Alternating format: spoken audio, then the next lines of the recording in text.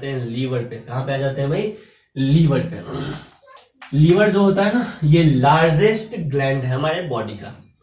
एक बार फिर से, लीवर लार्जेस्ट है हमारे बॉडी का। एक बार फिर से, लीवर लार्जेस्ट ग्लैंड है हमारे बॉडी का। हमारे बॉडी का लार्जेस्ट ऑर्गन कौन है? हमारे बॉडी का लार्जेस्ट ऑर्गन कौन है? स्किन है। लार्जेस्ट ग्लैंड कौन है? लीवर है। ठीक है, इसका वेट कितना होता है?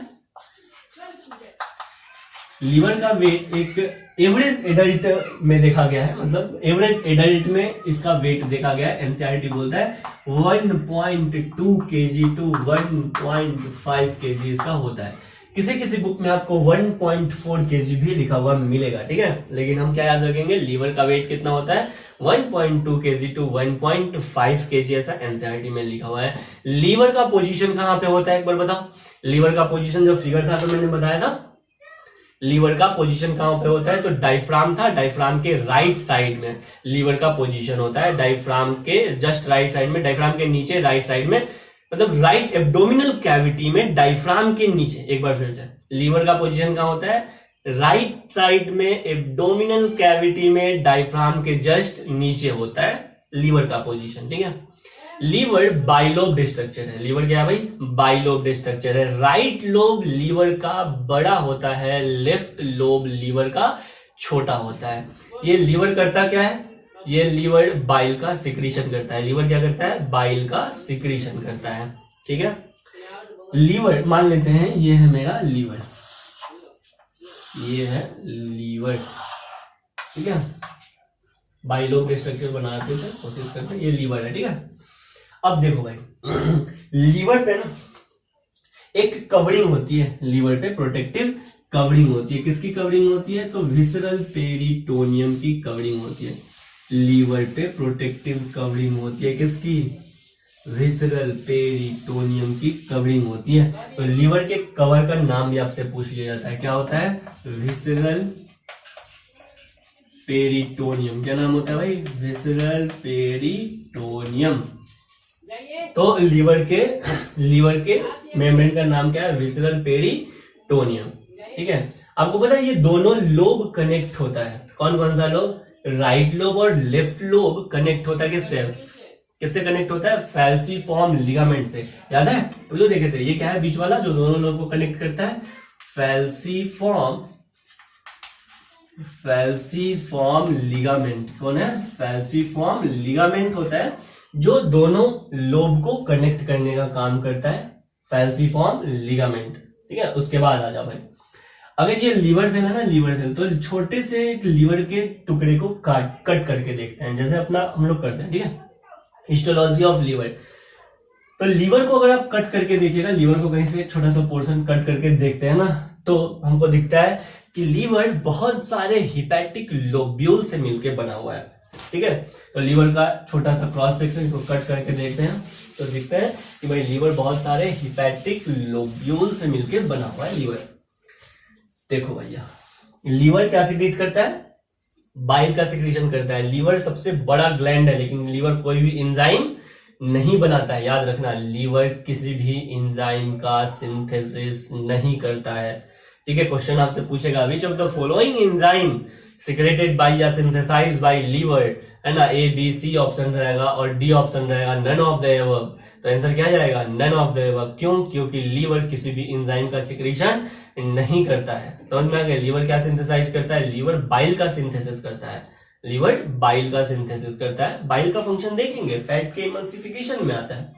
थोड़ी देर में सब हो जाएगा। ठीक है, देखो भैया, तो जब लीवर का क्रॉस सेक्शन लीवर को कट करके देखते हैं माइक्रोस्कोप के अंदर, तो हमको दिखाई देता है हिपैटिक लोब्यूल। ये हिपैटिक लोब्यूल हेक्सागोनल होता है। कैसा होता है? ये हेक्सागोनल होता है। हिपैटिक लोब्यूल कैसा होता है? हेक्सागोनल होता है। ठीक है, इस हेक्सागोनल हिपैटिक लोब्यूल में सेंटर पे क्या होता है? सेंटर पे होता है हिपैटिक वेन्यूल्स। क्या होता है? Hepatic venules. तो यहाँ पे हिपैटिक वेन्यूल्स पाए जाते हैं। इसके सेंटर पे क्या पाया जाता है भाई? हिपैटिक वेन्यूल्स पाए जाते हैं। ये हिपैटिक वेन्यूल्स है। इस हिपैटिक वेन्यूल से सेल ना चारों तरफ ऐसे कॉर्ड लाइक अरेंजमेंट होता है हिपैटिक सेल का। लीवर सेल का जो अरेंजमेंट होता है ना, लीवर सेल्स का हिपैटिक लोब्यूल, याद रखना हिपैटिक लोब्यूल लीवर का सेल नहीं है, ठीक है। हिपैटिक लोब्यूल क्या है? Structural and functional unit of liver, structural and functional unit of liver क्या है? ये है हिपैटिक लोब्यूल। क्या भाई? Hepatic lobule.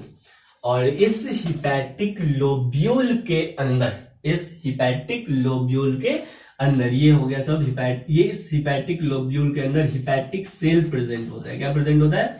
Hepatic cell. ये जो गोल गोल हम बना रहे हैं ना, ये क्या है? हिपैटिक सेल है। इसी को हिपैटोसाइट्स भी कहते हैं। ये कॉर्ड लाइक अरेंजमेंट होता है इसका। हिपैटिक लोब्यूल के अंदर हिपैटिक सेल का अरेंजमेंट कैसा होता है? कॉर्ड लाइक स्ट्रक्चर होता है, रॉड के जैसा ये अरेंज होता है एक पे एक। ये क्या है? हिपैटिक, ये है हिपैटिक सेल्स। क्या है ये? हिपैटिक सेल्स, या इसी को बोलते हैं हिपैटोसाइट्स। क्या कहते हैं? हिपैटोसाइट्स। ये हो गया हिपैटिक सेल या हिपैटोसाइट्स, ठीक है। चलिए, ये हिपैटिक वेन्यूल्स हो गया, ये हिपैटिक लोब्यूल हो गया। तुमको पता है लीवर में जो हिपैटिक सेल है ना या हिपैटोसाइट्स है, ये सिक्रीट करता है क्या? बाइल, या सिंथेसिस करता है किसका? बाइल का। बाइल को बनाता कौन है? हिपैटोसाइट्स या हिपैटिक सेल्स बनाता है बाइल। ये बाइल याद करो कॉमन हिपैटिक डक्ट्स के द्वारा, कहां पे? और गॉल ब्लैडर के डक्ट के द्वारा इसको स्टोर करके ले जाते हैं। कहां पे? गॉल ब्लैडर में। इसको कहां पे लेके चले जाते हैं? गॉल ब्लैडर में इसको लेके चले जाते हैं। बाइल को लेके चले गए गॉल ब्लैडर में। यानी बाइल बनता तो लीवर में है, लेकिन बाइल को स्टोर कहां पे करके रखते हैं? बाइल को स्टोर करके रखते हैं कहां पे? गॉल ब्लैडर में। अब बात आता है कि सर बाइल को गॉल ब्लैडर में स्टोर करने का क्या जरूरत है? ठीक है, देखिए भाई, पर डे हमारा लीवर लगभग 1 लीटर बाइल बनाता है, ठीक है। कितना बनाता है? 1 लीटर बाइल बनाता है। इस बाइल को ले जाके स्टोर कर लेते हैं कहां पे? गॉल ब्लैडर में, ठीक है। वहां पे गॉल ब्लैडर में बाइल को क्या किया जाता है? गॉल ब्लैडर में बाइल का क्या किया जाता है? एक तो किया जाता है स्टोरेज, दूसरा क्या किया जाता है? उसका कॉन्सेंट्रेशन किया जाता है, उसको कॉन्सेंट्रेटेड बनाया जाता है। कॉन्सेंट्रेटेड बनाया जाता है इसका मतलब, देखो ना, एक शरबत है, ठीक है, चीनी और इसमें पानी डाल दिया, शरबत बन गया। अब इस शरबत को हमको और कॉन्सेंट्रेटेड बनाना है। कॉन्सेंट्रेटेड बनाना है मतलब बाय डिफॉल्ट अगर बोले कि भाई इसको कॉन्सेंट्रेटेड करना है, मतलब सॉल्यूट के अमाउंट को बढ़ाना है। सॉल्यूट के अमाउंट को बढ़ाना है, शरबत को और मीठा करना है। कॉन्सेंट्रेटेड करने का मतलब शरबत को और मीठा करना है। शरबत को मीठा करने का 2 तरीका हो सकता है। एक तो भाई इसमें से पानी क्या कर दीजिए आप, वाटर का अमाउंट क्या कर दीजिए, कम कर दीजिए, या शुगर के अमाउंट को बढ़ा दीजिए। तो क्या हो जाएगा? चीनी, शरबत आपका मीठा हो जाएगा। पानी कम कर देंगे तब भी शरबत मीठा हो जाएगा। चीनी 2 चम्मच डाल देंगे तब भी शरबत मीठा हो जाएगा। आ रहा है समझ में? तो गॉल ब्लैडर में जो बाइल बनता है ना, बाइल, उसको कॉन्सेंट्रेटेड किया जाता है। और कॉन्सेंट्रेटेड कैसे किया जाता है?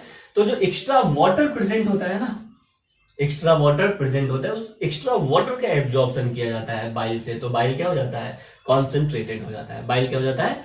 कॉन्सेंट्रेटेड हो जाता है, ज्यादा गाढ़ा हो जाता है। चलिए, हिपैटिक लोब्यूल समझ में आया। हिपैटिक लोब्यूल क्या है? Structure and functional unit of liver है। इस हिपैटिक लोब्यूल के अंदर हिपैटिक सेल्स होता है जो कॉर्ड लाइक अरेंजमेंट्स में, जो कॉर्ड लाइक अरेंज्ड होता है, ठीक है। मतलब एक कॉर्ड में एक के ऊपर एक, एक के ऊपर एक ऐसा होता है, और rod like, cord like structure बना देता है।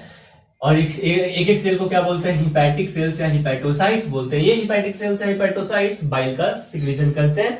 बाइल बनता है लीवर में, जाके स्टोर होता है गॉल ब्लैडर में। गॉल ब्लैडर में स्टोर हो गया, और जब जरूरत पड़ेगा तब गॉल ब्लैडर से बाइल जाएगा। कहां पे जाएगा बाइल? ड्यूडेनम में जाएगा। कहां पे जाएगा? ड्यूडेनम में जाएगा। भाई आप लोग जवाब नहीं देते। चलिए, यहां तक क्लियर है? अब सुनो भाई, ये इंपॉर्टेंट बात है। इस हिपैटिक लोब्यूल के ऊपर एक टफ कवरिंग पाई जाती है। हिपैटिक लोब्यूल के ऊपर क्या पाई जाती है? टफ कवरिंग पाई जाती है कनेक्टिव टिश्यू की। एक बार फिर से, हिपैटिक लोब्यूल के ऊपर थिन लेकिन टफ, तो थिन कनेक्टिव टिश्यू पाया जाता है, थिन कनेक्टिव टिश्यू पाए जाते हैं, थिन कनेक्टिव टिश्यू पाए जाते हैं। और इस कनेक्टिव टिश्यू का नाम क्या है? Glisson's capsule. क्या नाम है इसका? Glisson's capsule, GLISSONS, Glisson's capsule. ठीक है, तो ये थिन कनेक्टिव टिश्यू पाया जाता है हिपैटिक लोब्यूल के चारों तरफ, और हिपैटिक लोब्यूल के चारों तरफ जो थिन कनेक्टिव टिश्यू पाया जाता है इसको क्या बोलते हैं? क्या कहते हैं? Glisson's capsule. आप बस ये बता दो, लीवर के फैगोसाइटिक सेल को क्या कहते हैं? लीवर के फैगोसाइटिक सेल्स को क्या कहते हैं? ये सब समझ में आ गया? ग्लिसन कैप्सूल समझ में आ गया क्या है? ग्लिसन्स कैप्सूल क्या है? थिन कनेक्टिव टिश्यू है जो हिपैटिक लोब्यूल के चारों तरफ रहता है ना? थिन कनेक्टिव टिश्यू है जो हिपैटिक लोब्यूल्स के चारों तरफ रहता है, इसको क्या बोलते हैं? ग्लिसन्स कैप्सूल कहते हैं।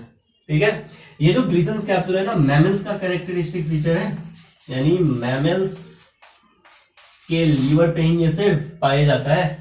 मैमल्स का मेन फीचर है, मैमल्स का कैरेक्टरिस्टिक फीचर है कि भाई उसके पास क्या है?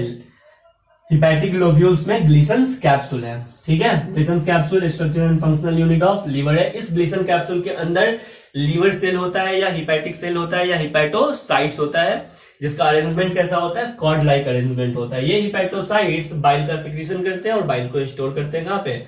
गॉल ब्लैडर में। यहां तो कोई दिक्कत नहीं। ग्लिसन कैप्सूल समझ में आया?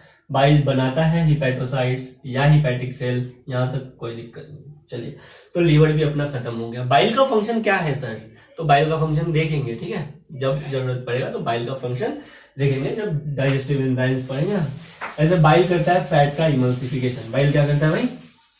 फैट का इमल्सिफिकेशन करता है। बाइल क्या करता है? फैट का इमल्सिफिकेशन। इमल्सिफिकेशन क्या है सर? इमल्सिफिकेशन है लार्ज फैट ड्रॉपलेट्स को छोटे छोटे या स्मॉल फैट ड्रॉपलेट्स में, बहुत सारे स्मॉल फैट ड्रॉपलेट्स में कन्वर्ट करना क्या कहलाता है? इमल्सिफिकेशन कहलाता है। क्या कहलाता है? इमल्सिफिकेशन कहलाता है। कौन करता है इमल्सिफिकेशन? बाइल करवाता है। कौन करवाता है भाई? बाइल करवाता है। क्या फायदा सर? देखो भाई, ये है फैट, बाइल काम किया, इमल्सिफिकेशन हो गया, तब भी ये क्या बन गया? फैट। तब भी ये क्या है? फैट। क्या हो गया सर? बस यही हुआ कि एक फैट ड्रॉपलेट्स बहुत सारे, मतलब एक बड़ा सा फैट ड्रॉपलेट बहुत सारे छोटे छोटे फैट ड्रॉपलेट्स में कन्वर्ट हो गया। इसी प्रोसेस को क्या बोलते हैं? इमल्सिफिकेशन। सरफेस एरिया कम है, सरफेस एरिया ज्यादा है, तो यहाँ पे फैट का डाइजेशन अब आसान हो जाएगा। आया समझ में? यही करता है बाइल। अब हम पढ़ेंगे गॉल ब्लैडर। क्या पढ़ेंगे भाई? Gall bladder. चलिए पढ़ते हैं गॉल ब्लैडर। देखो, तो ये राइट लोब ऑफ लीवर से एक पाइप आया जिसको क्या बोलते हैं? Right hepatic duct. ये लेफ्ट लीवर लोब से आया तो क्या बोलेंगे? Left hepatic duct. राइट और left, right lobe of liver है ये, और ये क्या है? लेफ्ट लोब ऑफ लीवर है ये।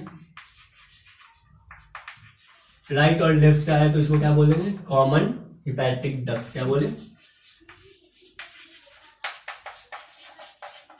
कॉमन हिपैटिक डक्ट बोले। ये कॉमन हिपैटिक डक्ट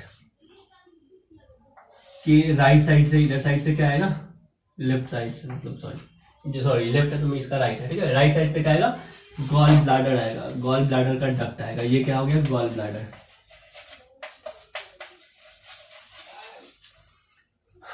और गॉल ब्लैडर फिर आगे की तरफ गया तो ये गॉल ब्लैडर के डक्ट को क्या बोलते हैं? इंपॉर्टेंट है, सिस्टिक डक्ट। क्या कहते हैं? Cystic duct. तो सिस्टिक डक्ट और कॉमन हिपैटिक डक्ट मिलकर क्या बनाया? बोलो ना, क्या बनाया? कॉमन। दोनों से तो बाइल नहीं आएगा तो क्या बनाएगा? Common bile duct. क्या बनाया भाई? Common bile duct. ये कॉमन बाइल डक्ट आगे किससे मिलेगा? पेनक्रिएटिक डक्ट से। किससे मिलेगा भाई? पेनक्रिएटिक डक्ट से। ये क्या है? Pancreatic duct.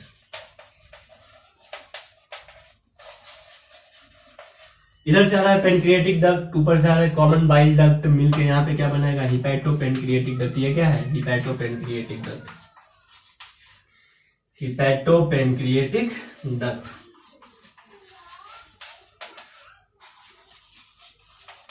आया, हिपैटोपेनक्रिएटिक डक्ट जाके कहां पे खुलेगा, ड्यूडेनम में खुलेगा। कहां पे खुलेगा भाई, ड्यूडेनम में खुलेगा। अब देखो भाई थोड़ा गॉल ब्लैडर पढ़ लेते हैं। गॉल ब्लैडर क्या है, पियर शेप्ड होता है। कैसा होता है, पियर शेप्ड होता है। कहां पे होता है, राइट लोब ऑफ लीवर के नीचे होता है। कहां पे होता है, राइट लोब ऑफ लीवर में right side, right lobe of liver में राइट साइड होता है, लेकिन राइट लोब ऑफ लीवर के नीचे होता है, पोस्टीरियरली होता है। अब आइए भाई, ये गॉल ब्लैडर है ना, गॉल ब्लैडर के डक्ट को क्या बोलते हैं, सिस्टिक डक्ट। ये गॉल ब्लैडर का डक्ट कहां पे जाके मिलता है, सिस्टिक डक्ट कहां पे जाके मिलता है, तो ये मिल जाता है कॉमन बाइल डक्ट में। कॉमन बाइल डक्ट कहां पे मिलता है, पेनक्रिएटिक डक्ट में, और बनाता है हिपैटोपेनक्रिएटिक डक्ट।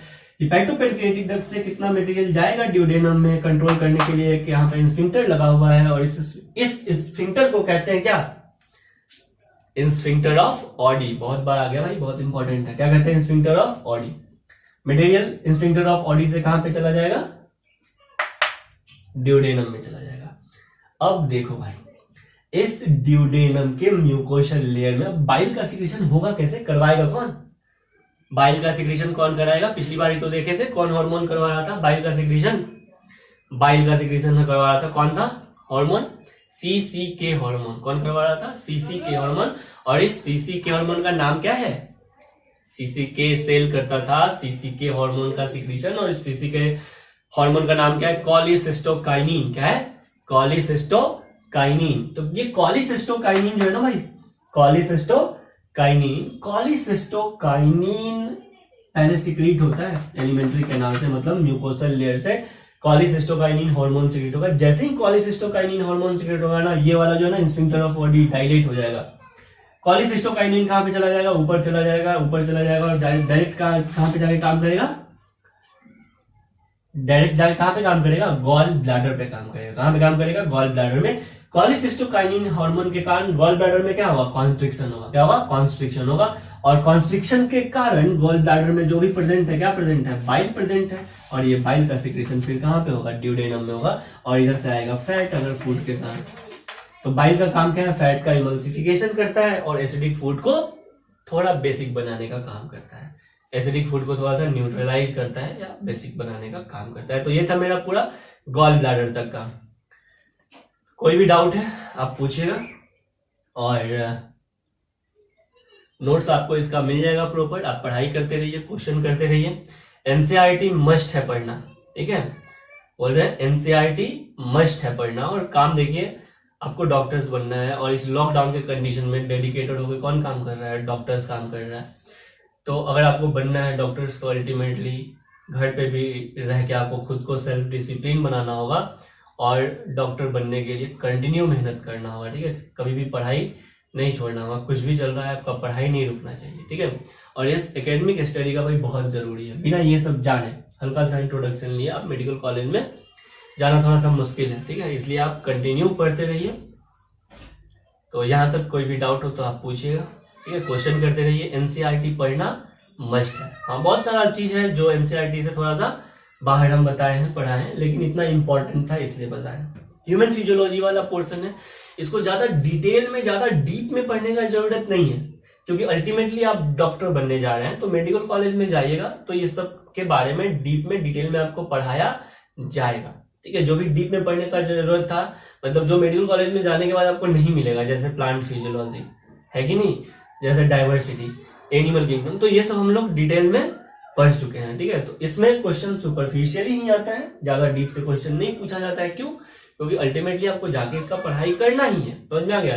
लेकिन फिर भी पिछली बार 2 क्वेश्चन आया था इस चैप्टर से। हम लोग अगले 3 क्लास में इसको खत्म कर लेंगे, इस चैप्टर को, ठीक है। आप पढ़ते रहिए। अच्छा, पेज नंबर 261 पे ना फिगर दिया हुआ है, पेज नंबर, एनसीईआरटी हम लोग फिगर को तो डिस्कस करते थे, पेज नंबर 261, टाइम क्या हो गया भाई, पेज नंबर 261 पे फिगर दिया हुआ है, और फिगर नंबर 16.6 आई थिंक ये आपके लिए इंपॉर्टेंट है, ठीक है, तो ये आप पढ़ लीजिएगा। चलिए, थैंक यू।